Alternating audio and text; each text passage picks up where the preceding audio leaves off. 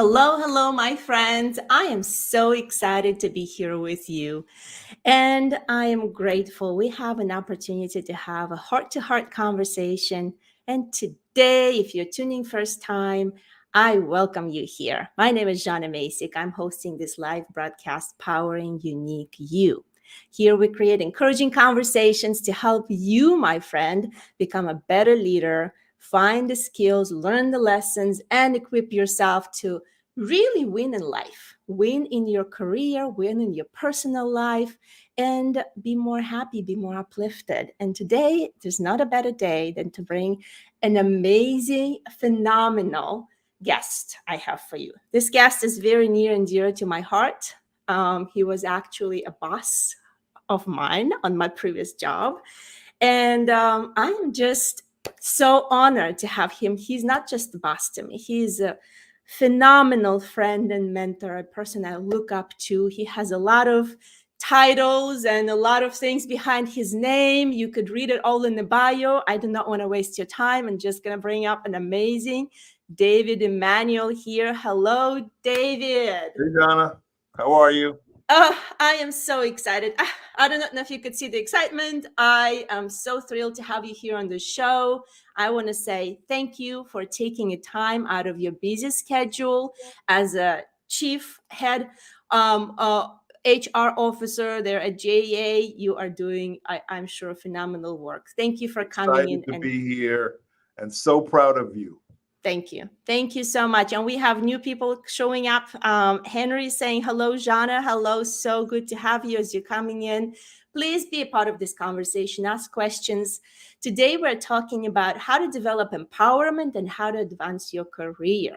And David, you're not a better person than to share your thoughts with us on develop empowerment, because that's the company you actually funded.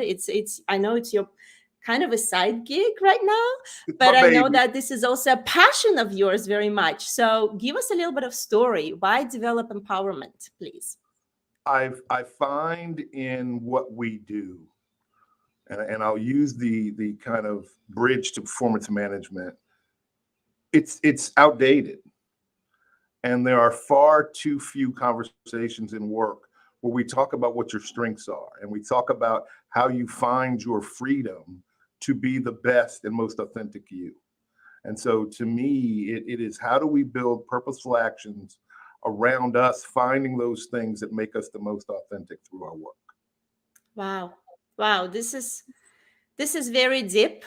One of the things I really enjoy, David, in my conversations with you, you're always taking me to the high level. Sometimes we got to land that plane. You always take me to the plane level to say, let's look at the entire picture. Let's look at who we are. Let's look at what's going on in our circumstances.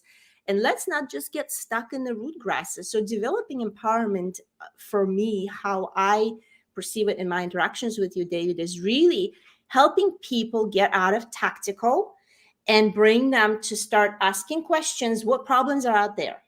Yeah. And how can I use my brilliant brain? How can I use the skill set I've acquired? And how can I be courageous enough to make decisions to solve the problems within my corporation or within the company or within the team? And also be unapologetic about taking action. And you've empowered me to do that, although it was scary in the beginning, I confess. But you really have this gift to draw things out of people, to help them become more strategic, to help them feel empowered. And I'm really curious to see your perspective. So many people are in the jobs that I feel below their potential. What are your observations? And you've been heading HR for multi-million corporations for many years. What are your observations? Why people get stuck? Well, I think it's easy. I think a lot of us as managers, we spend a large portion of our time on our problems and not on our talent. And when it comes to developing talent, there needs to be a way where we allow folk to be tested and grow and learn from their mistakes. Again, in work, we're looking for perfection. We get into a place where we overemphasize the bad things we do rather than use that as the opportunity to say, no, why can't we correct it? And next time you try this. And so there is a license that we have to give ourselves to develop talent that I don't think we have. And I think when you look at what the pandemic has done, working from home, all of those things are forcing us to manage differently. And now is the time to use empowerment. Now is the time to use how do we bring out the best in our individual talent and look for things that they want to grow into rather than what we see as managers, the next task. Wow, this completely overhauls a typical management style. And what I really enjoyed about your style, David, is that, tasks are tasks. The tasks need to be done. The problems need to be solved. The business needs to be served. Yet you always find the way to say, what is the bigger question there? And how can you step up and bring the solutions that are outside of the box? And you have this phenomenal way of bringing, again, to the strategic point of view and helping people kind of shake up a little bit. And sometimes it is uncomfortable. I think sometimes it is uncomfortable to be shaken that way because it's so much easier. I would come to your office and I say, David, just tell me what you want me to do. just tell me and I'll go do it. And you're like, no, tell me what you're going to do and now go do it. And I'm like, how are you telling, you're not telling me what to do. You're not, it was like, just make decisions. Well, and I it's funny in terms of managing you though, you have such creativity. And in a lot of ways, we were just asking you to do tasks. But when we would get to your core, you actually had new ways of doing things that were better. And it was just trying to activate, your willingness to think a little bit harder rather than look at the clock of those deadlines. And the more creative we get, the better we use that clock. And so that task actually take us to where we can become strategic. I love this. And thank you so much, David. If you put yourself in the shoes of the people that are, let's say, contributors, and as you look at, I know you are in executive, they're in the board meetings, you're looking at people's successions, and you're looking at how people perform. And when you look at the contributors, what are the things that separate them from those that's going to make on the succession plan and list and say, okay, this person is ready for promotion. This person is ready for, moving forward, versus to the person that just sits in that seat and they're just going to do that job maybe for the next, X amount of years. Intellectual curiosity. How hungry are they to really manifest their craft?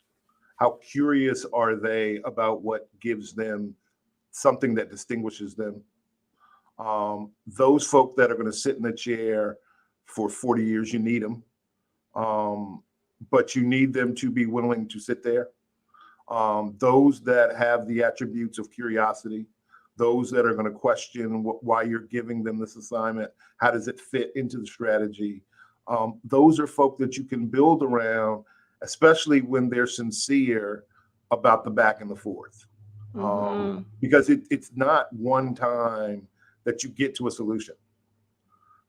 It often is manifested by several different conversations, and how willing are they to continue to come back and be tested. Interesting. And this is what I think is a great advice for the people that are listening that want to advance your career. It really takes its power is in your hands. Yes. So sometimes we think, oh, the manager just overlooked me for a promotion, or the manager just didn't give me that raise. But it really comes down to, are you hungry enough? Are you curious enough? Are you ready and willing to be pushed beyond your comfort zone and grow? Absolutely. And us as managers, we need to have been thoughtful about what will make that person better the next time.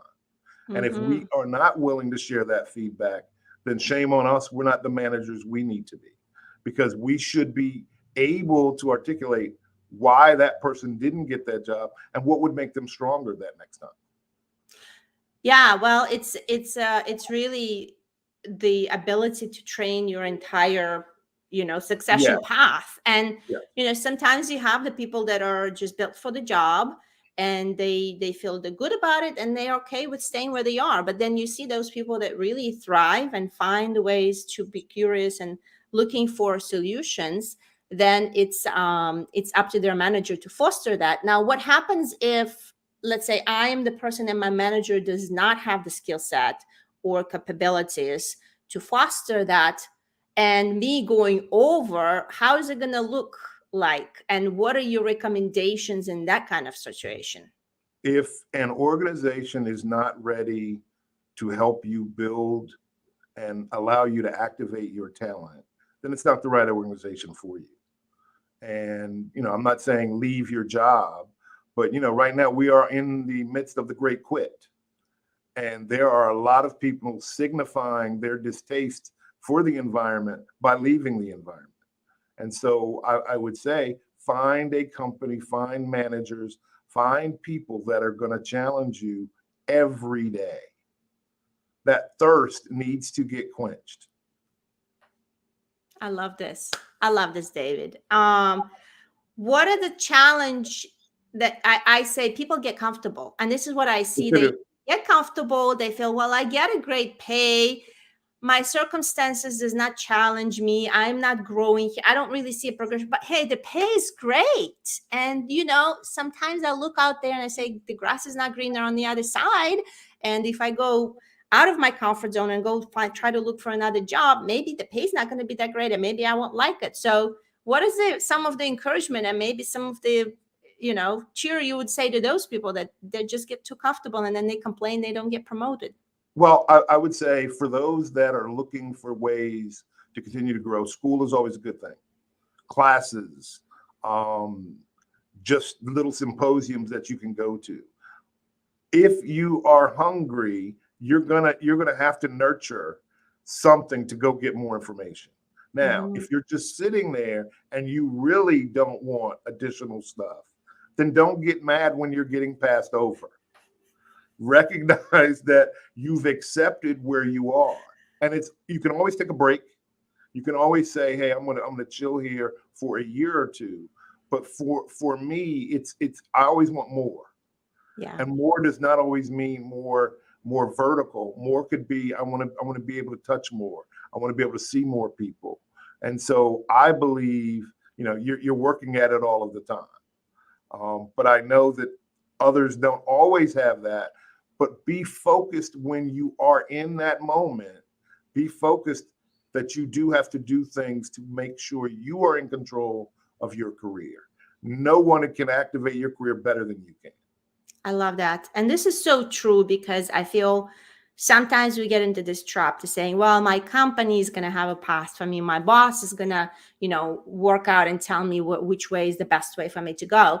And taking that responsibility in your own hands is a must for you to advance, is a must for you to develop that inner empowerment, because, unless you do that, you're kind of at the mercy of other people's plans, other people's desires. You don't really get to drive your own success. And we have Jeffrey saying the culture is driven from the top down. If top management is not engaged in quality and employee delight, the organization will be no different than any other company. The mistake is when the organization is trying to only satisfy the customers, not the employers. What are your thoughts on this, David?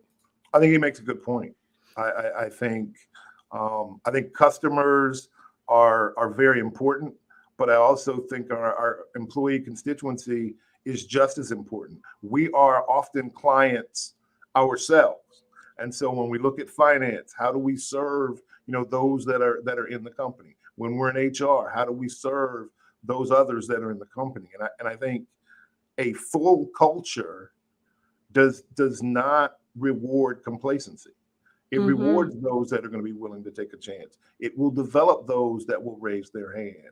But again, it takes us to manage to the folk that are hungry, not to the folk that are the problem. And so we manage to the squeaky wheel, and sometimes that requires us to kind of change our lens.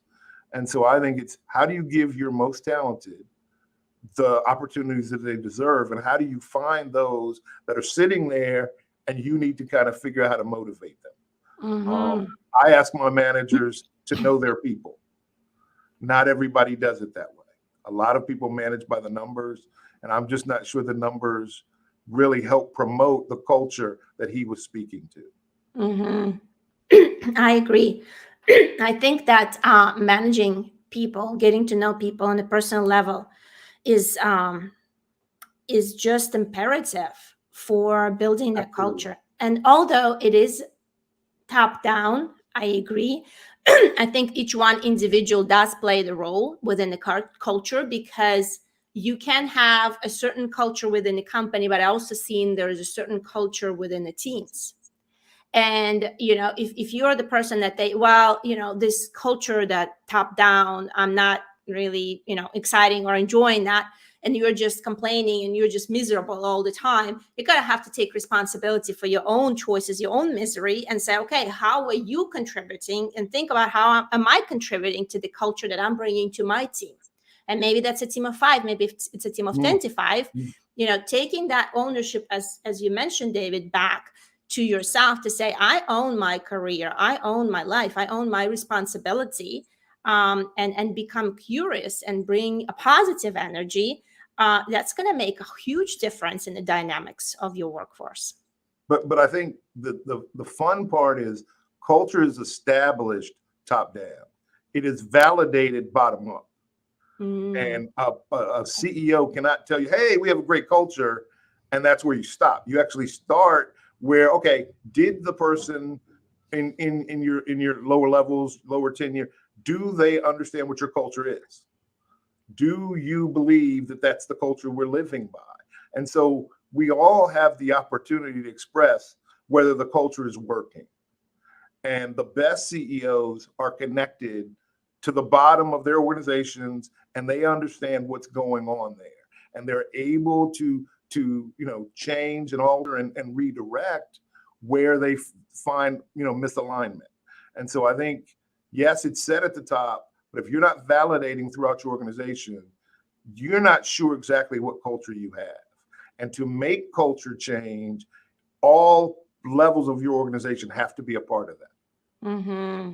I agree with you. And it's powerful, David. And going back to, we chatted a little bit before we went live, and I thought, oh, it's too good of a conversation about chasing your dreams, chasing your, and you mentioned, the millennials, and now new generation coming up. They seem to be this inspiration driven, more of a materialistic driven.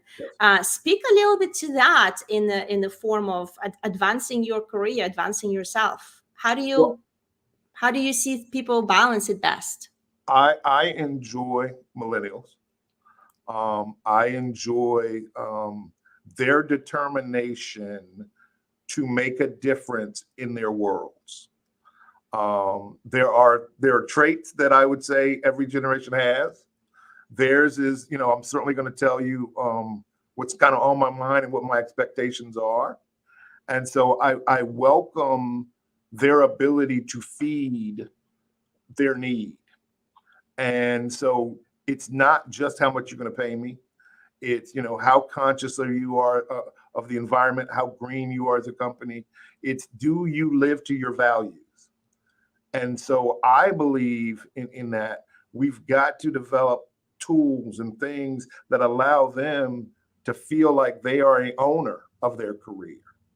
I think in my day it was, hey, I'm gonna listen to my boss is gonna develop me, and I'll just follow the path. Well, that's done. We're not doing that any longer. And so I love their hunger.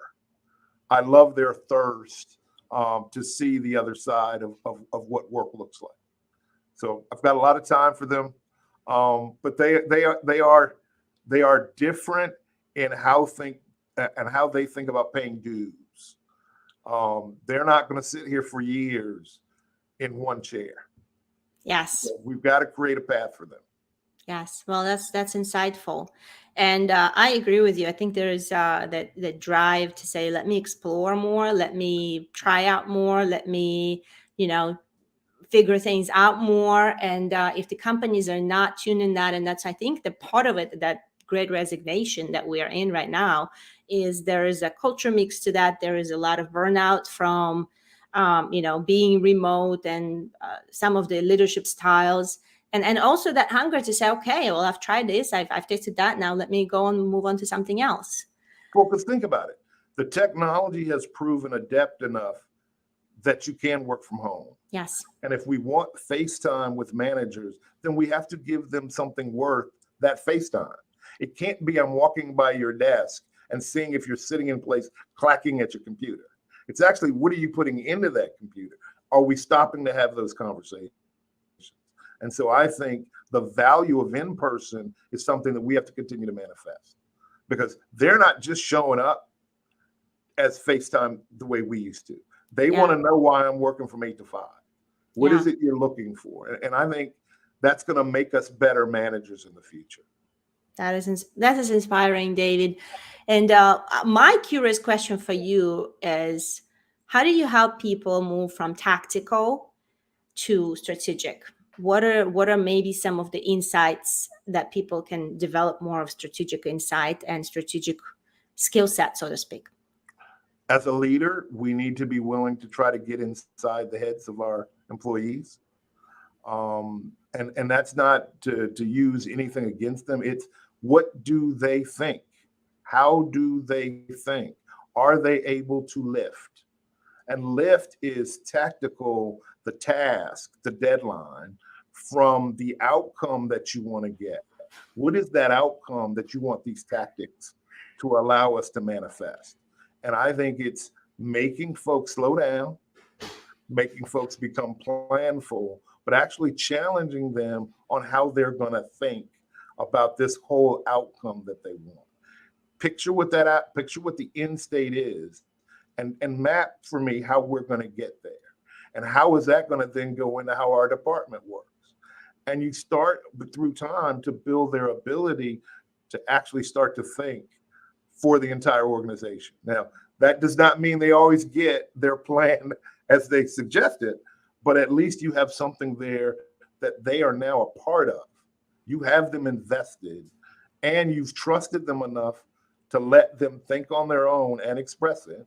And you've been trusted enough to give them good feedback of how that can work or how it cannot work. And I think that conversation is a whole lot more powerful than I'm looking at a project plan and I'm looking at green, red, and yellow. That is powerful, and I see that you give it that perspective from the empowerment standpoint, from the management to the contributor. And if I am in the position, and going back to say, my manager does not develop my strategic skills, I don't get that type of insights or higher view of what the company is doing and how is it going. How can I, as an individual contributor, what can I do to lift myself, to help myself go up and improve my strategic view and skills? Most managers do not have that skill. Who are the leaders in your company, and do you have access to them? And if you have access to the leadership, will they take the time? Because they should. And my thing is, if you're not getting what you need, then you've got to find a different path to be able to activate what you need. So for me, find the leaders in your company, reach out to them, seek them out. You do not have to have hours. It can be moments. But I also think we as managers need to understand, and again, looking at it generationally, this younger generation is not going to wait for you to lead them. They're going to seek out leadership on their own, or they're going to make their own mistakes. Yes. And so I think it's pushing us to be more acceptable of our plight. And so if you're just a manager, recognize folk will go around you. Wow, this is true. And this is a challenge for managers, I think, because once you can get into complacency as a manager, you kind of manage the workload, you have the people, and just get complacent. So it is an opportunity for your conversation is a call, an opportunity for the management to stretch further, to say, how can we become more adaptable? How can we become more pliable in a way that we learn new skills, we absorb new skills, we stretch and elevate ourselves, so then we can become the leaders that are curious enough to raise the curiosity for those we lead. Absolutely. And to me, there is a point to know whether you are a manager and aspire to be a leader. And you can be a great manager and still empower. You may not be able to paint the picture of how I get to strategic. And Makes so I sense. think empowering means I'm going to give you a different level of feedback. I'm going to trust you to use that feedback, but I'm also going to recognize I may not be able to get you there strategically. And you should be okay with that. And the employee should be okay with that, because we're all kind of situationally tied together, but the situations are always changing. Yes. And so to me, we can grow along our own path, but we as managers should still be thinking about how best to communicate to my employees. I love that. And we have a couple questions, David. We have Henry asking, how do you get the young generation to stay focused on the company's goals and deadlines, considering their hunger and impatience? I think you tie their ability to deliver to what deadlines and goals are. And I think the tricky part then becomes, what is that worth to you? And what is that worth to the company? And so you have to manage the expectation. Hey, I hit a home run in the project. The project really wasn't, it was important, but its importance wasn't something that was going to change the outlook of the company. And so you explain to them, hey, this is a stepping stone. And this stepping stone allows us to do X and Y.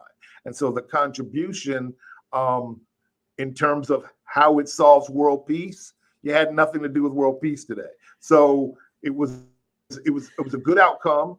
You were very successful, but you're not going to get a 60% raise over this outcome. However, 5 or 6 more projects like this will manifest you being a very successful employee here. But it's being very honest about what outcomes are. It's being very honest about how it fits in to our goals and timetables and our deadlines. And so they then get to choose on how they see, is he really telling me, is she really telling me what my value is? And I'm hoping that that's how they take it. But I've learned sometimes you cannot outperform, nor can you give them information that's kind of quells their hunger and patience. Sometimes they're going to leave, and you got to understand, and you got to keep the door open that they might be back. I love that. This is really great insight, David. And we have Betty saying organizations should treat employees as humans beings, not human doings.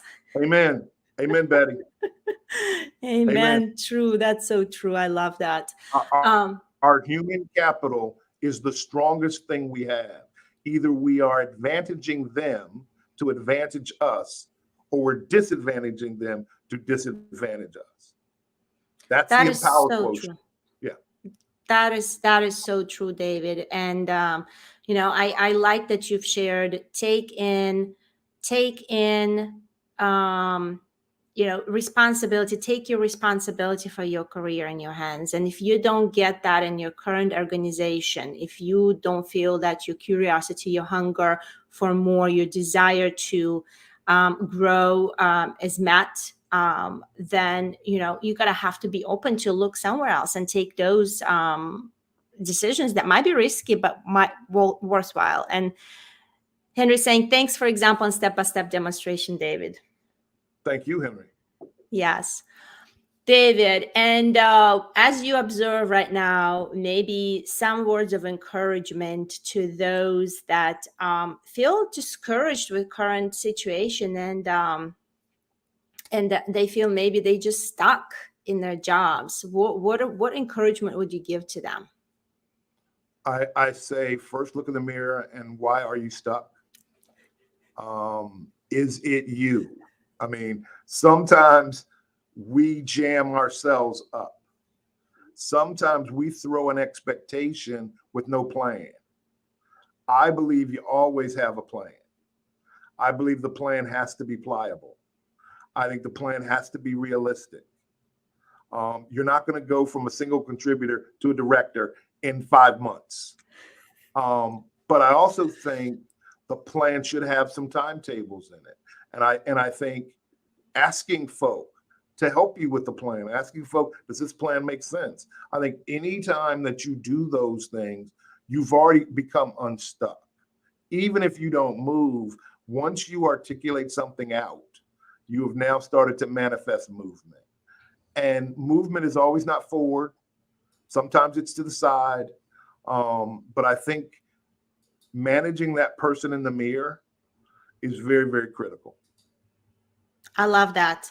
Take responsibility, look at the mirror, and then don't feel that you are trapped. Make a plan. And sometimes this is the strategic part of it. Sometimes Yes, it's ma'am. so hard to lift yourself out of your situation that can be just pressing and constrained and maybe dark at times. But you gotta find the power, find encouraging people, reach out to mentors, find somebody that is doing that you would love to be doing, reach out to them even for a 5-minute conversation, and say, help me make some kind of plan, help me look at my life, my career strategically. And I love that you are giving this advice, because I feel that timelines are also important. As you said, when you don't have a plan, you're just at the mercy of just drifting along with somebody else's plans, right? Accept your empowerment. Accept it. If you know what you really want to do, and you start to figure out the things that are going to allow you to get there, then accept you've been empowered, you've made movement. But don't mistake that if you're not planning, if you're not testing yourself, all you're doing is looking in the mirror, playing head games with yourself. And so there's got to your point, there's got to be something. It's got to tie to something. You can't be just, hey, I'm going to start the car in a day and that's it. I'm not going to drive anywhere. I'm just going to go out and start. No, that's not movement. You got to at least drive around the block. I love that. Accept your empowerment, develop your empowerment, develop and empower those you lead if you're in the managerial and upper roles, and make a plan to advance your career. If you got a plan, tweak it, make it pliable, and go for it. David, I really, really appreciate you coming in today, sharing your wisdom with us. Any kind of parting words that you would like to share with our listeners and viewers? Well, I think participating with folk like you, Jana, you've always been a star. You are always willing to give. I think the world is a better place when we give first. And so for us as trying to activate, remember the act of giving is empowering. And sometimes if you give first, the empowerment will come back to you. I love this. Active gift is empowerment. And when you give, then you can empower yourself and bring yourself joy. I agree with you, David. And STAR this is a little joke between me and David. It's a stop what you're doing, smile, take a deep breath, and relax. And you can be a star by just taking a deep breath, smiling, and sharing your good intentions with others. David, thank you so much for coming in today, sharing your insights and wisdom with us. I appreciate you. Loved it. Wow, this was phenomenal. I hope you've got a lot of value from that. David is an amazing mentor, and I'm very grateful to share his insights with you today. My friend, it's your responsibility. Take it in your hand. Find a way to be empowered, to seek out people that's going to help you to grow your career, and keep powering unique you. Take care.